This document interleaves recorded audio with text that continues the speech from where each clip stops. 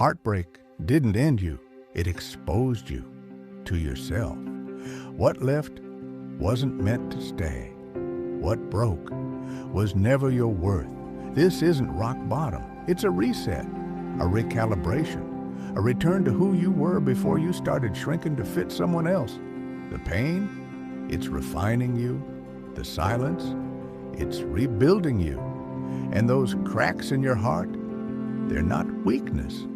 They're entry points for clarity, power, and standards you'll never lower again. When this season passes, and it will, you won't rise softer. You'll rise sharper, wiser, unapologetic.